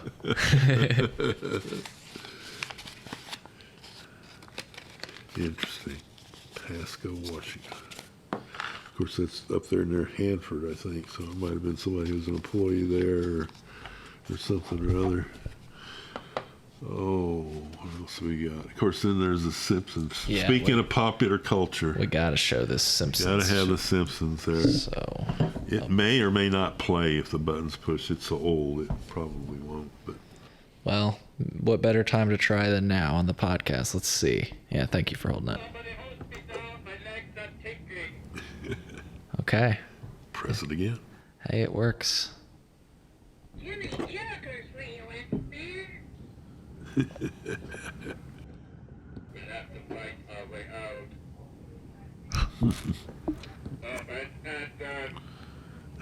That's funny. I'm surprised it still works. Yeah, I am too. It's got those nuclear batteries. That's probably true. It's probably true. Oh, what have we got here? All kinds of stuff. I mean, it was quite... Oh, I don't want to have you lose these if they were in a envelope or something, were they? Just stack them in there. Okay, I cool. kind of got an idea where it all goes back. Sweet. Hopefully. Cool. Things are there's anything particular here. Incorporation of shelters into schools. Wow. The Department of Defense. Yeah. So they would provide this to schools, or? Yeah, if they were thinking about building new schools, and then you would basically build. Here's sort of an illustration where you can see the ventilation. Oh yeah, goes out into the yard, schoolyard somewhere there. Yeah, so folks, there's a ventilation where it shows the shelter under the school, but you can see air intake where it would let air into the like the shelter. Kind of interesting. Be good where we have tornadoes and school shootings too. I don't know. Shelters could come in handy. Yeah, gotta let the kids get some fresh air while they're waiting for the shooter to leave. Yeah, that's right. Lots of stuff about fallout shelters and those construction, but really, in terms of how many people built fallout shelters, very, very few. Yeah, and I was, we can get back to fallout shelters because we're looking at things, but I do think that that's one part of American culture that I wish was still around, but not born out of paranoia, or no, I don't mean to say paranoia. It was righteous, right? Because the whole freaking world could have blown up, but and still can. But I just liked that it encouraged I felt like a grow your own society, a jar your own, a prepared. Well, that'd be a good place for your grow room is down your fallout shelter. Bingo. That's right. And that's the place where you'd want to have some of those living conditions, mimic sunlight, wind, a little humidity, because if you're going to be down there, gosh, you're going to want some fake sunlight or something to keep you. Your home protection exercises. Interesting. Home protection. This is from, this is slightly revised in July of 1960. Yeah. It was reprinted in 1961. Yeah. Radioactive fallout on the farm. And this one here is a sort of a mea culpa about. So this is this would have been given by the USDA as hey, in case the shit hits the fan, this is what you farmers are going to need to know. That's right. Interesting. And this is sort of a all-around coverage on fallout. I'll set this down for folks. Several different varieties. Nice, thank you. But some of these books came in several different editions, is what it is too. Or same basic information, like that one got reprinted a certain time frame. But it's interesting to see what does change, if anything, over to here's Cadets of America. They've got a lot of, of course, you can get all your guns and stuff, for school, there you go, or whatever. But they have, I mean, it literally showed a kid on the back holding his gun. Yeah, that's right. And they got a lot of stuff in here about arming yourself and building shelters. So that's America right there. That's baby. Right. That's right. That's right. So let me see the back of that again really quick. I think that's cool. It's got a child holding a rifle. So they got the BB air rifles, but then they've got the real looks like shoots cork balls.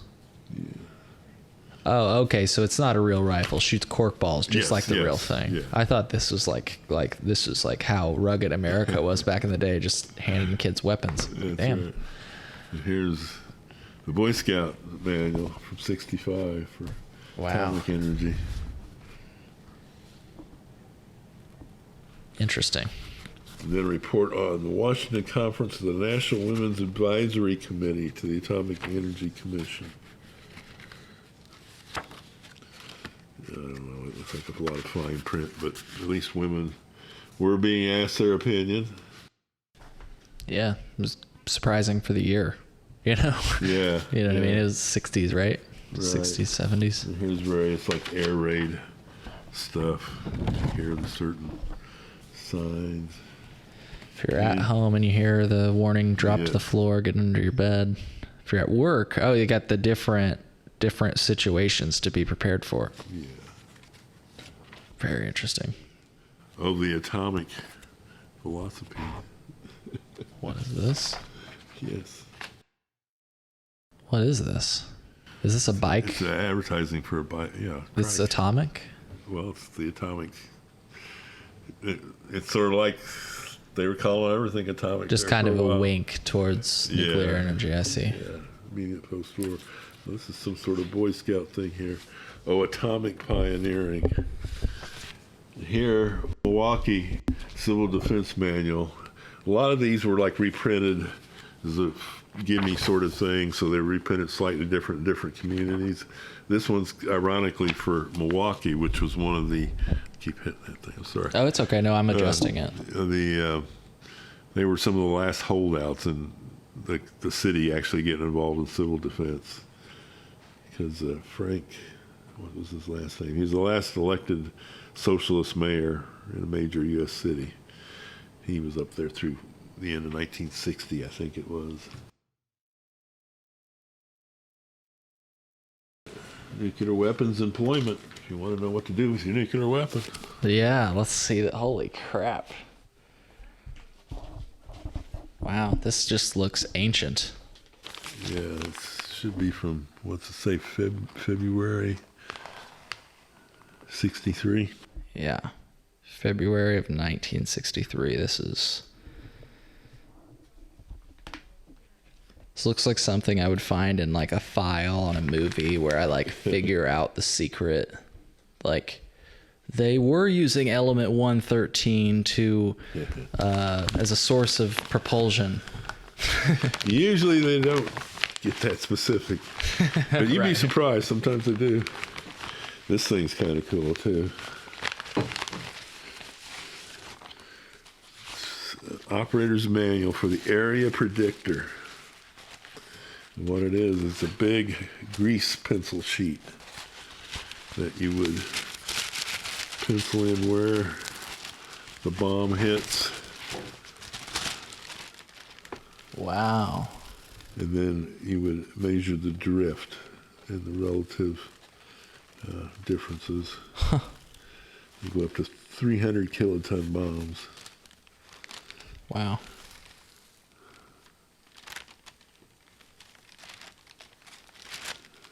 It's insane. I can't Yeah. imagine having to actually use that to figure out things. I know. It's all pencil and paper back then. Mm-hmm. Yeah, and the paper looked like this. Yes. Here's the manual on it. It shows you how to even.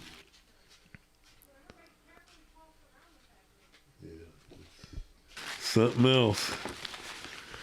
Amazing what you can find on eBay. Yeah. No nuclear weapons, actually, but Unfortunately, right? they police themselves that well. No, I'm joking. So what? Finally getting down to the family fallout kit. The family fallout kit. Yeah, it's because you have his and hers dosimeters. His and hers dosimeters. What are dosimeters? Dosimeters measure your total dose, and then they can be re-zeroed. And What do you mean total dose? Like how much energy you have in you, or what? how much you've been exposed to, and you read it and charge it using this thing here. It's kind of, let me see if I can get that out of there. Okay, it's a little bit, kind of got to point it at the light and line it up correctly, because then you'll see how it. Yeah, I'm gonna try to do this with the camera. It might be hard, but let's see. Okay, so you see I'm holding, this is the dosimeter. Yeah, dosimeter. Okay, so I'm holding the dosimeter, and when you look through it, which I'm gonna cut here in a moment, you'll be able to see through the dosimeter. So you can get that. This one I can see through it. And this measures up to 500. So this is like the long range one, and then the other one's the shorter ranging one.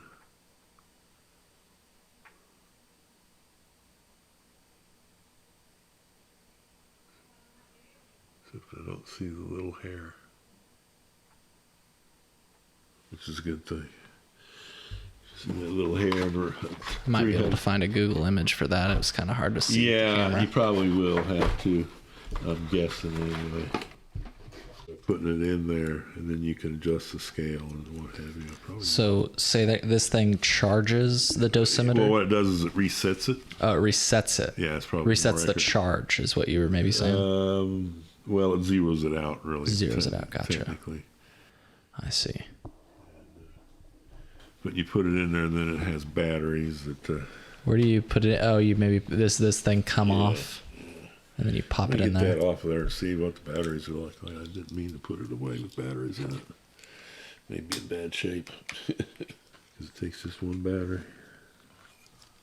So this is the inside of that. Yes. What was this device called again? It was the charger. This is called. It says on. I guess yeah, dosimeter, rate meter, charger. Right. Very interesting. Yeah. It's a big ass battery that would have gone in there. Yeah. Look at this. I mean, I don't have big hands, folks, but look at that in the size of compared to my hand. Big battery. Yeah. Big ass components too, electronic wise. You got a transistor, and some capacitors, and a few other things. Not much to it. No. Not much to it at all. Oh, that's interesting. They got like a little poster. What are they? So this is for self-help and neighbor help. Yeah, medical instructions for what to do. Yeah. The atomic bomb causes no new or mysterious illness, which is yeah. I don't know if that's true, but radiation illness will affect some, but they need little emergency care during the first 24 hours. Most of the injured, blah, blah, blah. So very interesting. Yeah, don't worry about it. It'll be okay. Yeah, you'll be fine. Okay. There's nothing to worry about, but right. We made this entire book, though, just in case. That's right. Well, yeah, I just want to say again, dude, this has been like a lot of fun to work through or look through this stuff. Do you have more to show me? I mean, you do. I know you do, but anything else particularly? Yeah. Sure hope it wouldn't get operated by Norfolk Southern anyway. So we're looking at a railway progress. What did you say this was going to be? Well, they were locomotives. They were hoping it would be that you could put like a small reactor on board a locomotive and supply your power. Yeah. But I'm not so sure if that's a good idea or not as a railroader. Well, especially given to your point. So just for context, folks, it is, I've put it earlier in the episode, but it's June 5th. And so you're maybe referring to what happened in Ohio recently with a huge train derailment. Yes. Yeah. Maybe that wouldn't be such a great idea if there were nuclear materials on the train. Let's take a look at this. That's decontaminating a sampler after a test in Nevada. What is a sampler? Is that that's the plane, and it goes in and catches hot samples from the explosion, and they bring them back to do radiochemical tests on it to see how efficient the bomb was, whether it worked the way it was intended. There's a lot of different things depending on the samples they create and stuff. But just one example of many official photographs anyway that you can come across from here and there.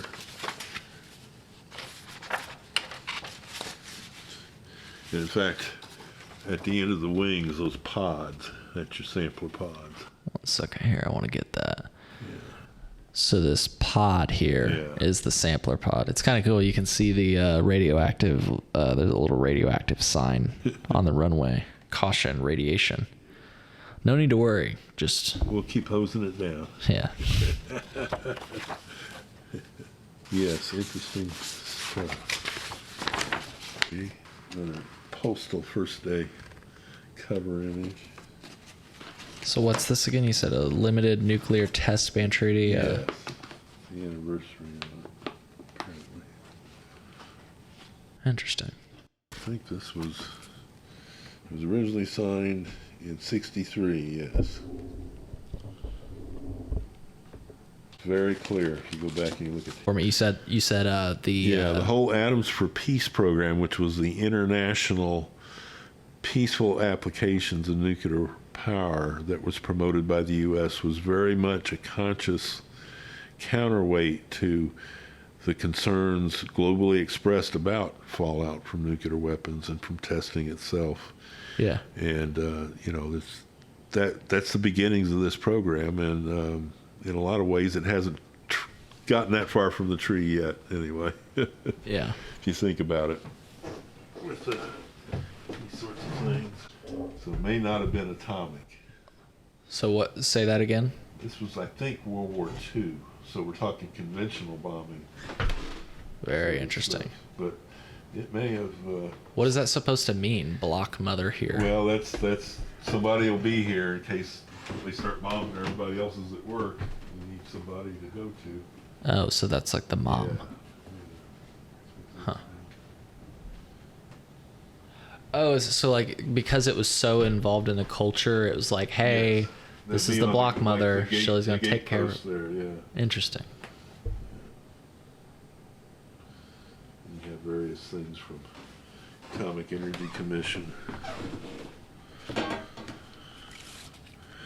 Neutron activation analysis. Accelerators. Yeah, and I actually wanted to talk to you about accelerators. I think that'll be a good topic to close on. Particle accelerators. Yeah. Talk to Jesus on the atomic telephone. Spirit of Memphis Quartet. That sounds like a threat. Yeah, I feel like you know. could say that to I may somebody. have that on a record back in there somewhere. I just got a note about it there. Interesting. It seems like you would say that to somebody over the phone, like, hey, do you Yeah. want to talk to Jesus on the atomic telephone? Because Yeah. I'll send a few blasts your way. Yeah. Yeah, power reactors in small packages, atomic power safety. I hope you appreciate my lame attempts at humor, buds. That's okay. You're doing your best.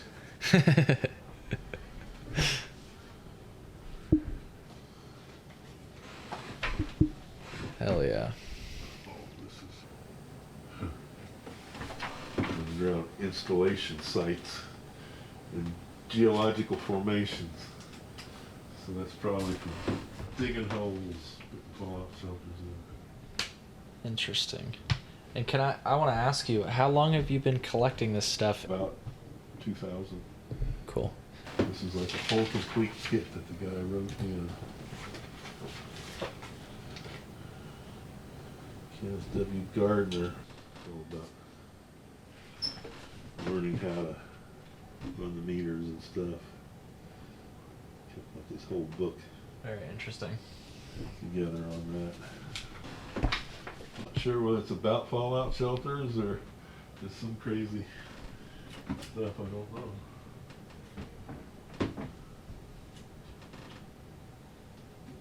And I don't know if you answered the question, why do you collect this stuff? Well, it's because it's my research, Okay. and it kept me up at night when I was a kid. Yeah. But check this out. This is a Boy Scouts thing from Los Alamos, I think it is. Wow. Los Alamos is something else I wanted to talk to you about. Yeah. It's crazy. Got it. So we're looking at No worse for wear. That's commercial, and then this is actual GI issue. So this is Bottled water, bottled water. canned water. Is there still water in here? Yes.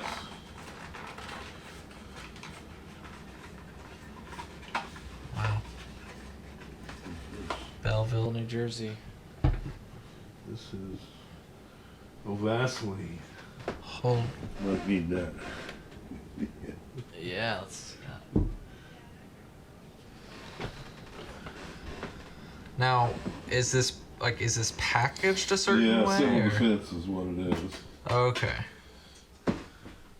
You got all kinds of stuff that was basically set around for a long time, and then people ended up. You know, what's funny is like somebody watching this is probably just gonna be absolutely nerding out at some of the stuff that you have.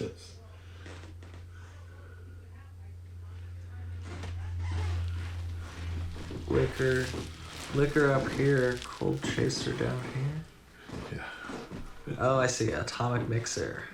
Yes. Nice. Nuclear War the game. For all ages. It will be It's a game. when it happens. For all ages, no doubt about it. Oh, the Camp Hanford Officers Mess. It's up in Washington State. Camp Hanford Officers Mess. So what is this supposed to like? Well, Hanford Reservation is where they made the plutonium up in Washington State. Oh yeah, we had another pamphlet over here that referenced it. I thought that's what I was saying. You said this sold for what? $900. You bought this for $900? No, I bought it for list price, which was about $30 when it came out. Okay. But Chuck died, and his survivors finished putting together his electronic version, which they sell for $300 now. But it's a much expanded edition of this. Gotcha. But the book itself, of course, is still kind of collectible. Here's another one that's kind of collectible. I'm going to return to the bathroom for a few. Yeah, Operation Sandstone. Yeah, it's one of the early test series. And of course, the test series were interesting to me because they had to figure out nuclear intelligence somehow. Right. So they had that as a test. All right. Well, just to wrap up, my friend, I wanted to ask you just two other topics. Just, I'm curious, did you read about the most recent fusion breakthrough? You made me think of it when you brought up the particle collider. I'm not going to pretend to understand it right now, but do you? This the cold fusion thing? From what I understand, and I did talk to somebody who does know a little bit about it. Did you know Mike Fouché used to work at the Department of Energy from Grown In? The reporter. No, you know I know who you're talking about, but no, did not know that. I'll have to you need to check out my most recent episode of Mike Fouché, and he actually currently he's not doing cannabis reporting anymore. He's got a new publication called Rising Points, I think. And he's talking about not only nuclear energy, but climate and everything else. So I'd be interested. But so we had talked just a little bit, and he knew much more than me. He was like saying how it's like basically a bunch of lasers pointed at a diamond. And oh yeah, the self-sustaining reaction. Supposedly, and for the first time, it reached the breakover point. Right. It's important. But give people some background, please, from your perspective. Yeah, like, what are we talking about? What it is with fission takes place in reactors in tubes that are encased in shielding, and then you move the tubes closer or farther apart to get the fission reaction going, and it's all sort of slow motion to a certain degree. I mean, for atomic power purposes anyway, it's slow motion relative to fusion, where they try to, instead of breaking atoms apart, they try to meld them together to create that energy. And that's what fusion does. The problem is getting that stuff in the right spot where it can get hot enough, quick enough for this to sustain a reaction. And what the breakthrough was about was, for the first time, they very briefly, probably in terms of microseconds, had a reaction going that put out more energy than was put into it to get it to happen. The trick here is extending that so it's continuous and controllable. So they still got a long, long way to go. But the fact that they did it is a breakthrough. Is that what the breakthrough is? It shows that it's possible. Interesting. Basically, yeah. But it's a long, long way from taking home the check from your lawyer about patenting it or anything. Yeah, and is there any it's hard for me to relate these concepts, but is there danger? So I know you're saying you have to keep it under control, but is there the same danger concerns? Does it output plutonium? No. With fusion, it is a relatively much cleaner process, and obviously, depending upon how you rig it up, it could be more or less military oriented in that sense. But you really can't take it too small, because it's got to have a certain area within all this stuff works within. And you can't really carry it around because the huge machinery that's required, because basically you have to have like multiple lasers from multiple different directions, all pushing inward to a certain point. And that's very, very hard to do and keep it controllable and on point. Yeah. Just very, very challenging work. And they've been at it now for 70 years, something like this, because all this was theorized and dreamt up, and they got to the bomb part of it pretty quick and easy. The rest of it's been a lot more difficult. Yeah. Well, my last topic has to do with Los Alamos, probably not the direction you were thinking in. This is the direction, if we had a bunch of smoke in the room and there was a haze, you would expect this from me. But I'll just start it off this way. What do you think about UFOs? Try not to do a spit take. I actually concede there probably are UFOs. I wouldn't rule them out, let's put it this way. Yeah. And I have seen what I believed was a UFO. Tell me about it. This was in 1967, and we're going on vacation from Texas we're going to Colorado, and then we're going on up to Yellowstone and Grand Tetons, and then back. And we're in northern New Mexico, and it's like after the first day, and I'm riding in the front seat. I think my sister was next to me. This is a 64 Bel Air station wagon, so you had bench seats. And Dad was driving. And I'm like looking around, and all of a sudden I saw this silvery egg-shaped object moving. And the moves were too fast, too sharp, to really be executed by humans, but they were in the category of, yeah, they can do that. So I don't know if it was real or not. Nobody else ever called it or anything. Nobody saw it? Except me. Except you? Yeah. And did you say something to people, though? Like, oh, did you just see that? I'm trying to gauge. After I thought about it for a couple of minutes, we were driving along. Of course, vacation is a long drive, and finally I said something about it when it didn't return. Yeah. Because I thought, well, it's just gone off to the side or something. But no, it went entirely away. So. Would you describe its movement? It's funny, people don't know, but maybe if they heard the bell ringing earlier, they heard cats. There's the cat. Would you describe it as like a laser on a wall? Kind of, it's like it's unaffected by the physics around it. It can make sharp turns. The sharp turns is what it is, because the G forces would be so high that they could be deadly to a human. Because humans could take up to about 8 or 9 with training and the right equipment. And but with these, you'd be able to hold entirely out of the track without too big a deal. As they began their descent, they noticed a white, capsule-shaped craft moving erratically above the disturbance. At first, they thought it could be a helicopter, but there were no rotor blades. In fact, it was perfectly smooth. No markings, no exhaust, no protrusions of any kind. The UFO appeared to maintain a consistent altitude, but made rapid lateral movements with no visible means of propulsion. According to Fravor, it was a bit smaller than an F-18 and resembled a giant mint of Tic Tac. As Fravor continued to descend, his wingman decided to maintain altitude and kept watching from above. Yeah. Well, cool. Thank you for humoring me on that. Any other I know we're wrapping up here. I'm just curious. Any other thoughts on UFOs? UFOs. Well, hopefully they're peaceful. They seem to so far not wanting to get involved with. What about the theory? Have you heard the theory that we saw UFOs when we started to get into nuclear energy? And just to continue and complete the theory. The whole Roswell thing is kind of where a lot of that came from.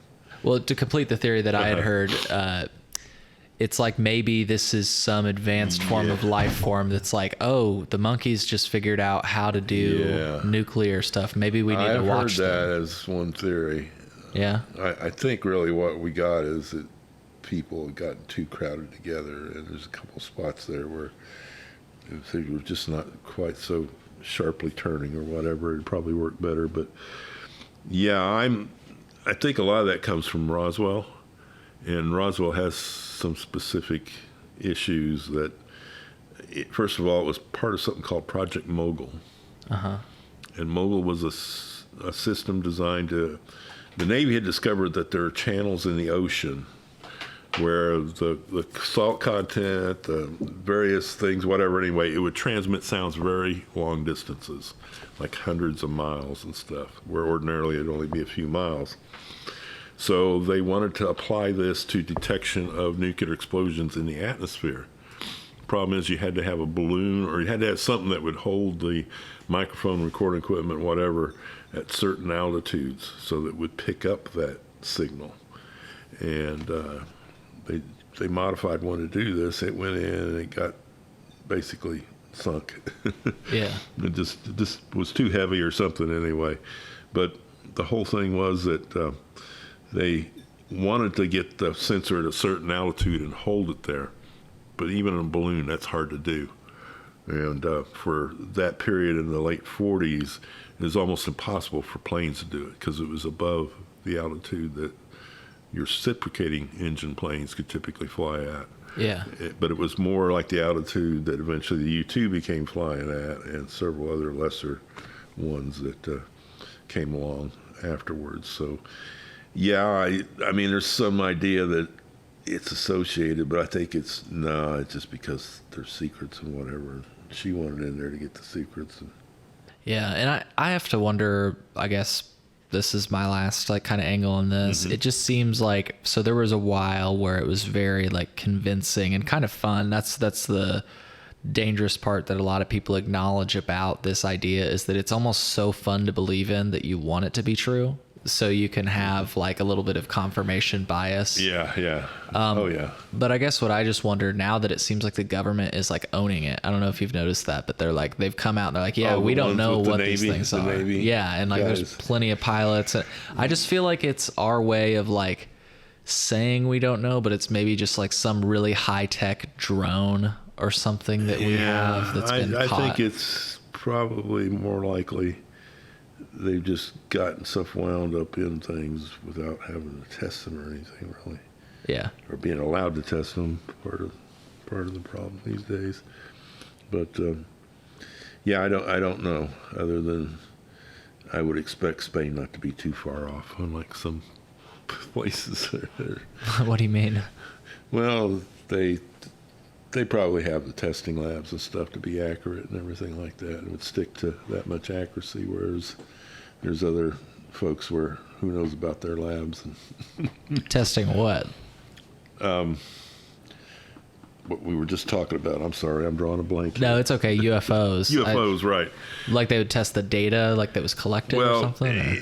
Yeah, if there was anything to be collected. I mean, supposedly Roswell, they collected stuff. But my feelings based on what I've seen of stuff supposedly collected there was that they were just not wanting to tell the cover story. And what it was most of the stuff to do with nuclear intelligence had multiple cover stories. They had the easy ones if you just needed to kind of get somebody out of the way. Then they had ones that got increasingly complicated for when you're dealing with somebody that also has a high security classification but isn't cleared for what you're talking about. And a good example is the Roswell thing, because the investigators were from the 509th, which was the group that dropped the bomb on Hiroshima and Nagasaki, and they were like the lead squadron in Strategic Air Command at the time, which was very poorly organized, but they were the hot guys, okay? And when they kind of looked it over and came up with no conclusion, or maybe, some other aircraft or something that didn't quite make sense, it was like, well, yeah, I can't argue with that because they ought to know, but the thing is they didn't know. They didn't have clearance for anything to do with nuclear intelligence, so I'm pretty sure they knew nothing about Project Mogul. And whatever debris that was brought in, it might have looked incriminating, I suppose. But yeah, assuming it was all, from that same crash, yeah, it was just stuff that was floating by, but didn't get taken down. Cool. Well, hey, man, I want to thank you for your time today. And I guess I'll leave you with this. I want to give you the last word. With cannabis, with nuclear energy, and I know these are two vastly different subjects, but what do you like? This is history right now. I don't know if you realize, but what we're putting is on the record, and maybe 100 years from now, a kid will see this tape. Oh, this episode between Cole Preston and Buds, and they'll be. What do you hope that will have changed by the time this theoretical child is listening back to this tape? 100 years. Who knows? I hope we've finally all recognize that nuclear weapons aren't of much use, and maybe you've gotten rid of them. Although some people like to mow the yard so much, who knows? I guess. I hate mowing the yard, but I've been doing it for 60-some years, so I just as soon get it squared away so they can mow the yard and not have to worry about it, have a nice peaceful future. But the thing is you have to be realistic about these things too. Other people have these such weapons, and we've shown a propensity to use them, and others have shown some propensity to use them too. Just haven't yet. And it'll probably be on somebody who doesn't have nuclear weapons, because that's how you win a war, nuclear war. You bomb the guy that doesn't have nuclear weapons. Yeah. Because, they can't fight back, even if they should. And then with cannabis, what do you hope the future looks like with that? Yeah. Because we're not we're better. I mean, we'd be remiss to not acknowledge it's a better, but that's not saying much considering the penalties that still exist. In 100 years, even though there's no immediate signs of this thing really getting turned around and fixed. I mean, the session proposal falling apart the last minute there. Right. Last week was probably a good sign, personally. I agree. I mean, that's just legislation that keeps going in there, and only the folks at Big Weed benefit. People have got to start asking questions. Is this program here a subsidized thing to make them rich? They don't need help getting rich. They're rich already. If they need to get help, give it to somebody that needs the help. And, let the rich struggle on their own. That's all I can say. They'll make it. They'll be okay.